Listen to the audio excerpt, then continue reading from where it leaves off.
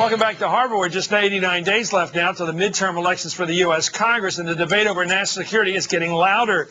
Just this afternoon, Republican Congressman Tom Reynolds, who's in charge of getting Republicans elected and re-elected to the House, has issued a statement saying the Democrats are, quote, stone cold guilty of neglecting security for Americans. Roger Simon is the political correspondent for Bloomberg News. Terry Jeffries, he is the editor of Human Events magazine. And Ann Kornblut is a reporter for the New York Times. I want to start with Ann up in New York, ground zero, of course.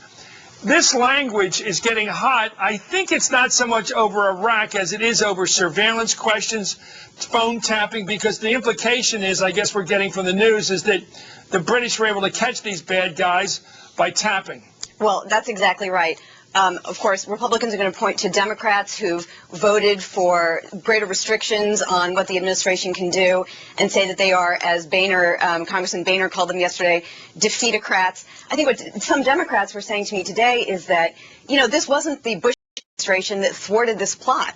And they're going to use that as their counter to that, and we'll see whether that works. Well, as Jack Kennedy once said, victory has 100 fathers. It's got at least 2 in this case. Fair enough. Terry, is this what this is about, or is it about Iraq? Yeah, no, there's no doubt about it. I mean, Chris, I spent some time this afternoon reading the British papers and what they said about this episode.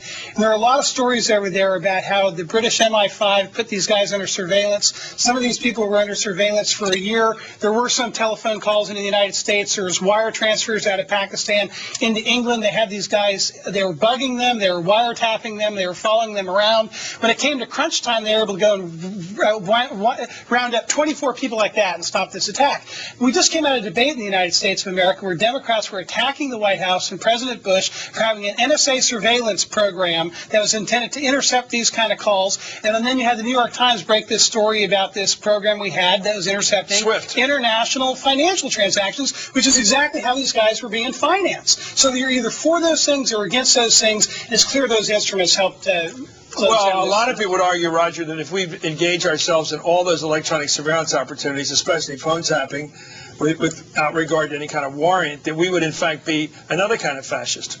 Well, we're 2 different countries. We're very close to the British, but let's not forget we fought a revolution. We got the Bill of Rights, they got the official secret acts and wiretapping. The administration has implied, some say, that there was U.S. surveillance that helped thwart this plot. You keep hearing about the Patriot Act and how it helped. Harry Reid did a briefing with reporters today and said he's been through the security briefings and there was no evidence of that. The larger point is, though, if the U.S. tapped phones, would it be better prepared to thwart plots like that? Well, let me just ask you all. I mean, I can even ask this to a straight journalist like Ann. Let me ask you the question. What do you think the American reaction would be if the British had decided not to thwart the attack because they were squished about phone tapping?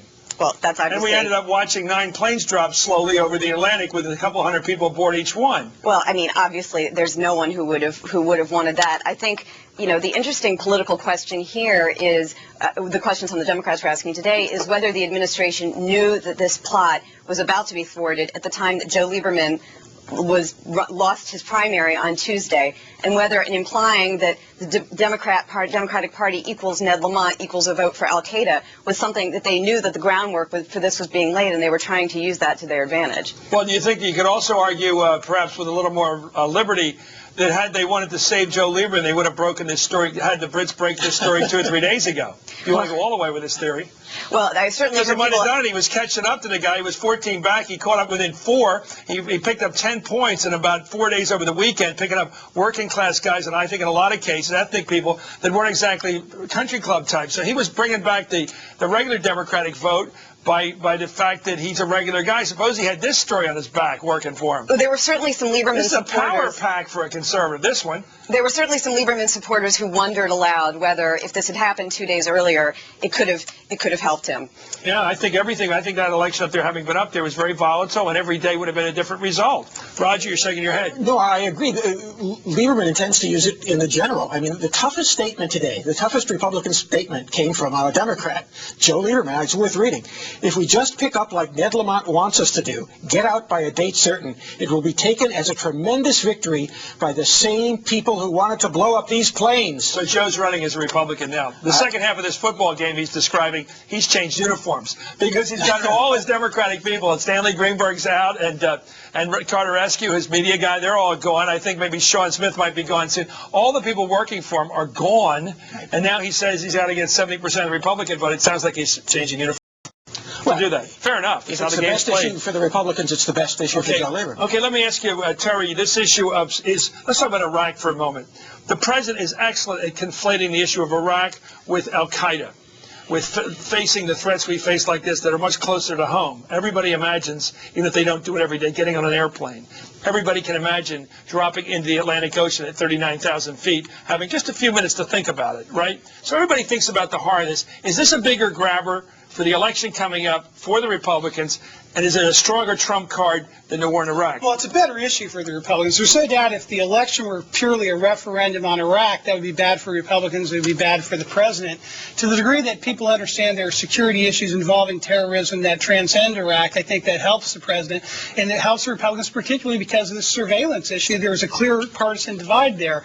How do you jam? If you're a Republican strategist right now, how do you make the Democrats stand up and make the case for more restrictions on surveillance at this point in our history when we've just seen this thing Joe Hayden, who actually was overseeing the surveillance program at NSA, went up for the CIA confirmation. The Democrats didn't go after him that hard because they knew it was a loser issue. Chris, if I were a Republican candidate running against a Democrat who had spoken out against the NSA surveillance program, I'd get videotape of that. In the last week of the election, I'd run it on the local TV constantly. This guy going after the president for trying to wiretap al-Qaeda guys. I'd kill him with it. Roger, it would be very is he right? Is that a great Republican hammer right now? Yeah, it would be a very effective hammer if the election were next Tuesday instead of in November. And why is it different? These things tend to be short-lived. Americans have a tremendous capacity to adapt and even forget. So the continuing casualty rate out of Iraq would trump it?